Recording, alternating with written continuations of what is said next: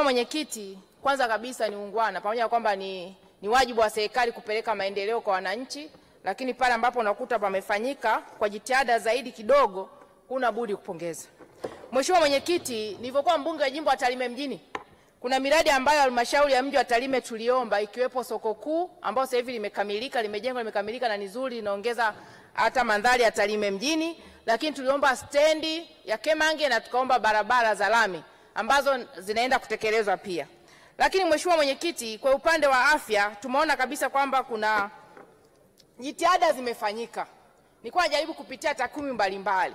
Mathalani kwenye kuboresha miundombinu ya afya, kumekuwa kuna ongezeko kutoka vituo 8458 mpaka 9826. Takriban ndani ya miaka minne vimeweza kuboreshwa vituo 1326. Kwa ni ongezeko kubwa sana ambalo unapunguza pia vifo vya mama wajawazito.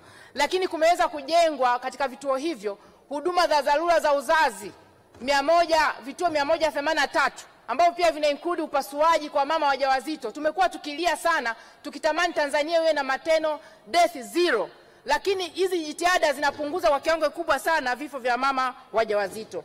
Lakini pia tumeshuhudia uwepo wa ujenzi wa hospitali za wilaya 50, lakini ukarabatiwa hospitali za wilaya hizi karibia 48. Hizi nazo zinasogeza huduma karibu sana. Mheshimiwa Mwenyekiti, kwa haraka kabisa, ongezeko la utoaji wa huduma za magonjwa ya dharura kwa mwaka 2007 na 2020 tunaambiwa kuwa kuna MD 7 tu, lakini mpaka sasa hivi tunavyoongeza ndani ya miaka minne vimefika kwenye hospitali zetu tumejengewa emergency. Kwa hapo Tarime mjini MD zimekuwa 116. Ongezeko la hospitali ambazo zinaweza kutoa huduma kwa magonjwa ya dharura 109 ndani ya miaka minne, zaidi ya 1558. Kwa hiyo haya yanatia tija na unaweza ukajustify kodi za Watanzania pamoja na fedha ambazo unaweza kukopa. Unalinganisha maendeleo ya watu ambao yanasogeza karibu. Na hapa nimenalo tu kwa hii Wizara ya TAMISEMI. Kwa lazima tuweze kuona kama kuna kitu kimeongezeka, na kwenye mashule pia kwa sababu ndeka 5. Lakini ndio mwenye changamoto. Pamoja na kwamba mmetusaidia, mmepeleka fedha Tarime. Tumejenga maternity complex, tumeweza kujenga mochari ya kisasa pamoja na kichomea taka. Lakini hospitali ni kongwe sana, hospitali ya mji wa Tarime. Na imejengwa kuanzia 1966. Ilianza kama zahanati 1956, ikaja kituo cha afya 1962, 1966 ikawa hospitali. Lakini jiografia ya hospitali ya mji wa Tarime inachukua watu zaidi ya idadi ya watu wa mji wa Tarime. Wanatoka halmashauri ya wilaya ya Tarime, kata ya Bumela, Susuni, Sirali, Mwema, Komaswa, Manga, wote wanakuja kutibiwa katika halmashauri ya mji wa Tarime. Lakini kwa program ya mama ambao wanasajili, unakuta watu wamesajiliwa halmashauri ya Tarime, lakini wakiita gari lazima liwalete mji wa Tarime kwa sababu wana cross kwenda Nyamwaga waweze wakaenda. Kwa tunaomba sana serikali mzingatie kuhakikisha dawa mnazoleta, fedha mnazoleta hospitali ya mji wa Tarime, uzingatie uhalisia wa watu wanaotibiwa pale na sio idadi ya watu population ya mji wa Tarime. Lakini kingine tunaomba sana, ile hospitali ni kongwe, muweze kupeleka fedha. Lile jengo la OPD limeshachakaa sana, libomelewe lijengwe jengo lingine la OPD ili kuboresha huduma ya afya.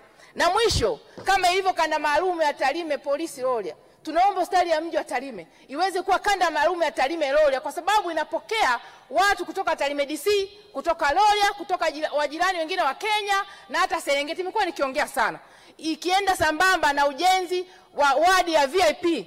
Tarime ina watu wengi sana ambao wametumikia kwenye majeshi, kwepo Jojo Waitara na wengine wengi. Lakini jaji mkuu anatokea Tarime mjini, Ibrahim Juma, wakija kula wakapata dharura, hatuna hata wadi ambao ni executive kuweza kulazwa hao watu. Na watu wanatoka Kenya kuja kutibiwa pale Tarime, wakiona wadi zetu zile, basi kujenga utalii wa kitibabu, tujenge wadi ambao ni executive kuweza kuaccommodate hao watu wote.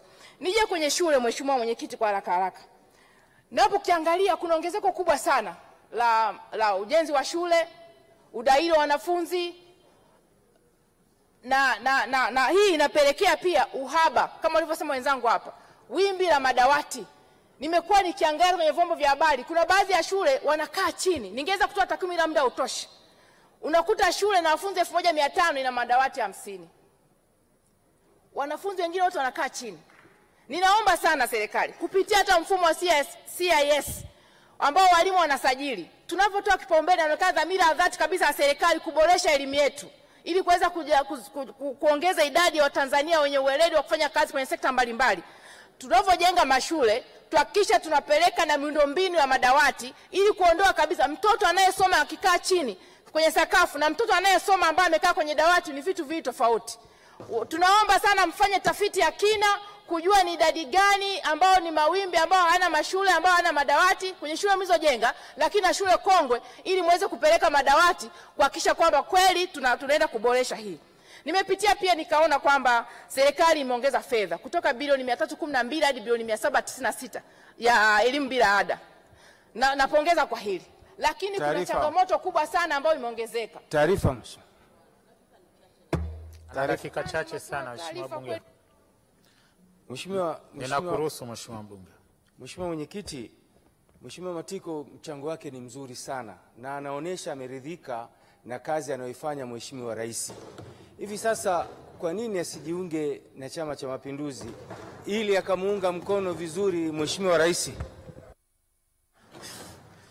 Asante Mheshimiwa Talimba kwa taarifa. Mheshimiwa Esther Matiko, unapokea taarifa ya mwenyekiti. Mheshimiwa Mwenyekiti, ni wajibu wa wabunge pale ambapo serikali inafanya vizuri, kwa sababu sisi tunaisimamia na kuishauri serikali. Ikifanya vizuri, objective unaishauri serikali, inapofanya vibaya lazima uishauri, sababu ni fedha za Watanzania walipa kodi. Kwa hiyo Mheshimiwa Mwenyekiti, niongezee dakika zangu. Lakini nilikuwa nasema kwamba Mheshimiwa Talimba, endelea kuishi kwa uishi yako. Ni sekunde 30 tu alitumia Mheshimiwa Talimba, tafadhali. Mheshimiwa Mwenyekiti, haujapokea taarifa. Mheshimiwa Mwenyekiti, nilikuwa na shauri lazima serikali iangalie, ihakikishe kwamba inapokuwa inajenga hizi shule ipeleke miundombinu toshelezi ili kuweza kuhakikisha hata watoto wanaosoma kule vijijini wasome kwenye madawati vizuri, wawe na walimu toshelezi, waweze kupata elimu bora. Lakini mwisho serikali imewekeza.